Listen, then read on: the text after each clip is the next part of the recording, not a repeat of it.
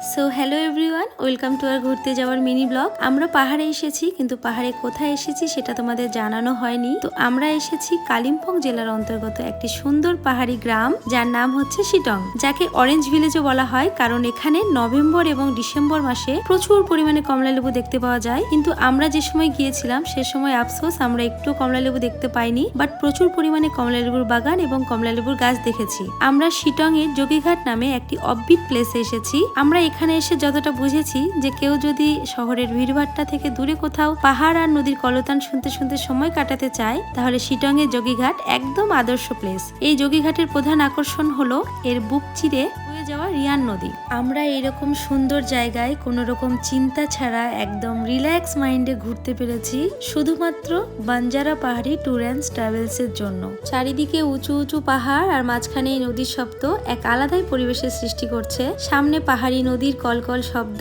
আর এরকম প্রাকৃতিক সৌন্দর্যের মাঝে বসে খাবার খাওয়া, উফ, একটা আলাদাই এক্সপিরিয়েন্স, যেটা মিস করা অসম্ভব। আমরা যেই নদীতে ঘুরতে গিয়েছিলাম সেটা আমাদের হোমস্টে থেকে মাত্র 5 মিনিটের হাঁটা পথ ছিল। আর এই যে কুকুরগুলো দেখছো, এরা আমাদের সঙ্গেই গিয়েছিল ঘুরতে, আবার আমাদের সঙ্গেই ব্যাক করেছে, তাই ওদের জন্য কিছু খাবার এনেছিলাম। আমরা হোমস্টেতে ব্যাক করে একটু রিল্যাক্স করেছিলাম, তারপর সন্ধেবেলা চিকেন পকোড়া এবং চা অর্ডার করেছিলাম। আমি চা জিনিসটা একদম পছন্দ করি না, বাট এখানে এইরকম পরিবেশে চা না খেয়ে থাকতে পারিনি। এই দেখো আমাদের হোমস্টে রাতে কত সুন্দর লাগছে। সবশেষে আবারও বলছি, তোমরাও যদি আমাদের মতো এইরকম মনের মতো ট্যুর প্ল্যান করতে চাও, তাহলে অবশ্যই যোগাযোগ করে নাও বাঞ্জারা পাহাড়ি ট্যুর অ্যান্ড ট্রাভেলস এর সঙ্গে। কন্ট্যাক্ট ডিটেলস ডেসক্রিপশনে দেওয়া আছে। আমরা কোথায় যাচ্ছি, কি করছি, সবটাই তোমাদের জানাবো।